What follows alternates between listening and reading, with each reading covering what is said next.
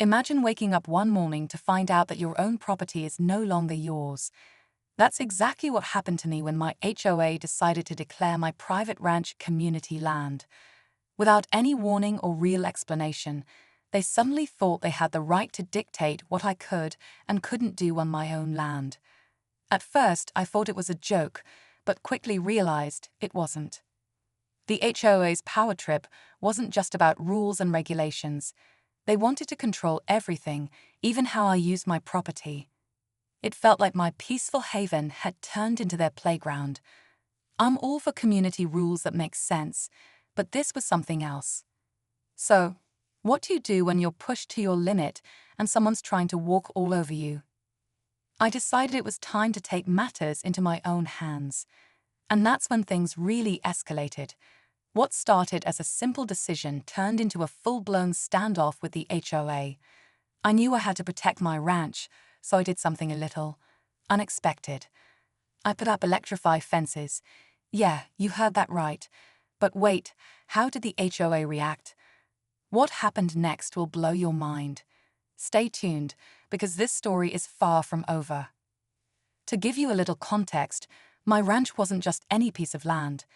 It had been in my family for generations, passed down from my great-grandparents. It's where I've spent most of my life, tending to animals and working the land in peace. So when the HOA stepped in and claimed it as community property, it felt like they were trying to erase everything that mattered to me. At first, I thought maybe it was a misunderstanding. Surely they couldn't just change the rules like that, right? But after reading through the official letter they sent, I realized they had some legal ground to stand on. Apparently years ago, when I moved here, I unknowingly agreed to some obscure clause buried in the fine print. A clause that gave the HOA the power to impose certain rules on properties like mine, even though it was miles away from the nearest neighborhood. It was a technicality that made me feel completely trapped. I tried calling them, sending emails, even showing up at meetings.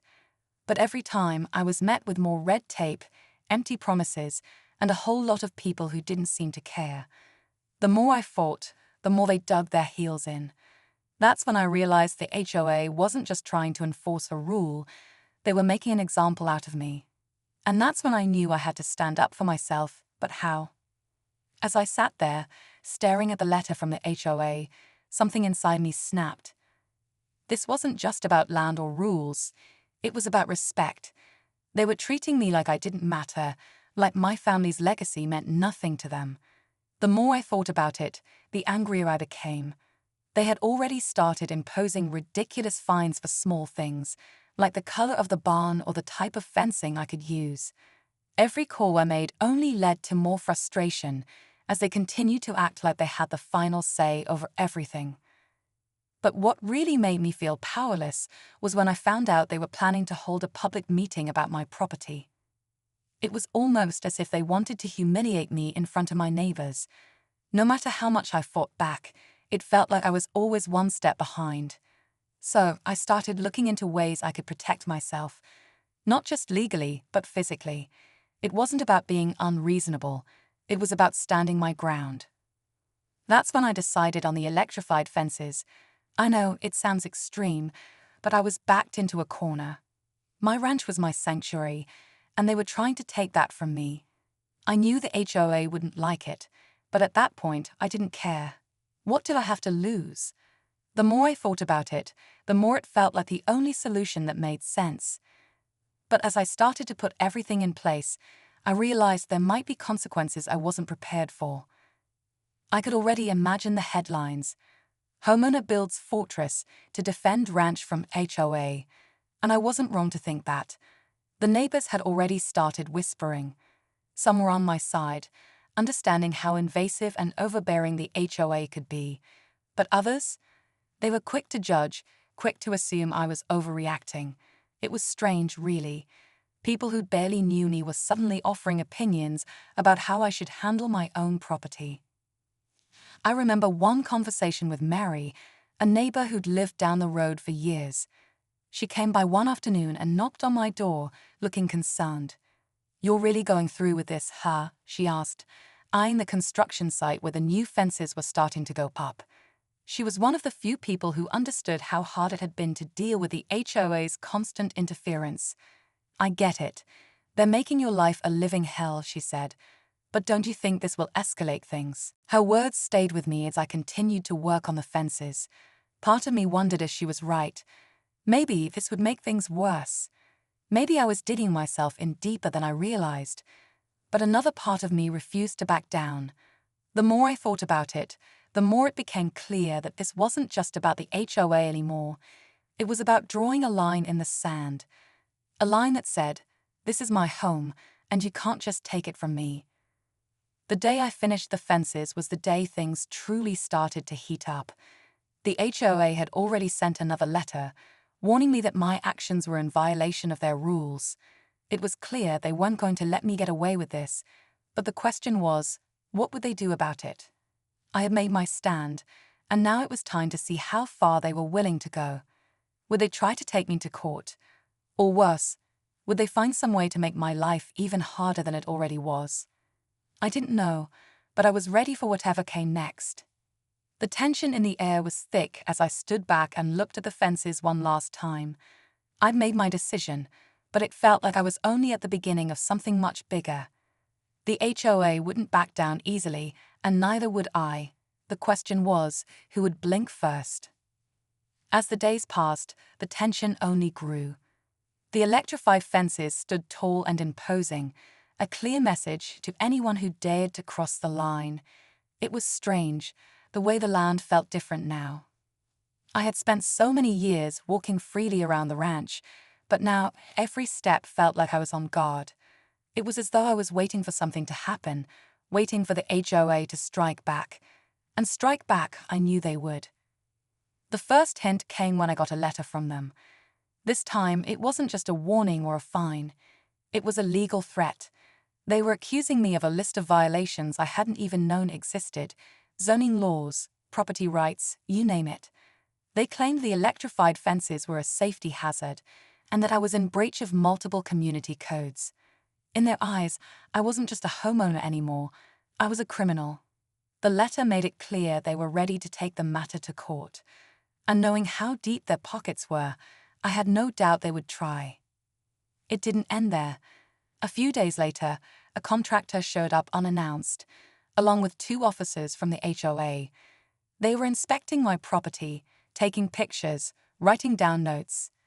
I couldn't even get a word in edgewise as they paraded around, acting like they had every right to be there. It felt like they were making an example of me, showing everyone in the community that no one was above their reach. But it wasn't just the legal threats and inspections that had me on edge. It was the way the neighbors started reacting.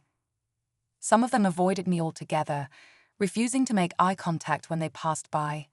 Others, like Mary, started giving me warning glances, as though they knew something I didn't. I couldn't help but feel like I was turning into a pariah in my own neighborhood. But none of that bothered me as much as the feeling that the HOA was just getting started. They weren't going to stop until they had forced me to back down, but backing down wasn't an option anymore. Then the day finally came, the day I had been dreading. The HOA called for a public meeting to discuss my property. They wanted to rally the community against me, to turn everyone against my decision to protect my land. I knew it wasn't just about the fences anymore, it was about power. The HOA had made it clear they wouldn't rest until I was made an example of, and they were pulling out all the stops to make sure I lost this battle. I could feel the weight of it all as I stood outside my ranch that afternoon, staring at the meeting notice on the community bulletin board. This wasn't just about me anymore. It was about every single person in the neighborhood, and whether they would stand up to the HOA or let it walk all over them, just like they were trying to do to me. I could already hear the whispers from the houses around mine. Some of them I knew were secretly hoping I'd lose. They were too afraid to speak out, too afraid to go against the system that had controlled the community for so long. I couldn't help but feel a sinking feeling in my stomach. I had a bad feeling about the meeting. I wasn't just fighting the HOA anymore. I was fighting the entire system they had built, and I wasn't sure I had the strength to go up against it. But there was no turning back now. If I gave in, it would mean losing everything: my property, my freedom, and my right to decide what happened on my own land. As the evening drew closer and the meeting time approached, I could feel the pressure building. I wasn't the only one facing the HOA's wrath. I knew some neighbors had been warned not to attend the meeting. Others had been told to keep quiet. The thought of it all made me feel like I was walking into a trap. Was this just a setup to make sure I lost? Or would this be the turning point? Would I be able to stand my ground? Or would the HOA find a way to break me? I stepped inside the meeting room, my heart pounding. The room was packed, filled with faces I didn't recognize, faces that all seemed to be waiting for me to speak first. There was an energy in the air, a sense that something big was about to go down. The HOA board members sat at the front, smug looks on their faces as if they already knew they had the upper hand. Then, the chairman of the HOA called for the meeting to begin. His voice was smooth, confident, and eerily calm. "Ladies and gentlemen," he said, looking out over the crowd, "tonight, we are here to address a serious matter, one that threatens the integrity of our community." He paused, his eyes briefly meeting mine. "The issue at hand is a homeowner who has violated multiple community regulations in an attempt to transform their property into a fortress. It's time to take action for the good of everyone here." The room fell silent. All eyes were on me. I could feel every breath in my chest as I prepared myself to speak. The time had come. Would this be the moment I finally fought back, or would it mark the beginning of the end for my ranch? The tension was unbearable, and the stakes had never been higher. The chairman's words hung in the air, thick with judgment and accusation. I could feel the eyes of the room boring into me, waiting for me to react, waiting for me to defend myself. But before I could say anything, the door to the meeting room suddenly burst open with a loud bang. The sound made everyone jump, and for a split second, I thought it might be someone from the HOA trying to stir up even more drama.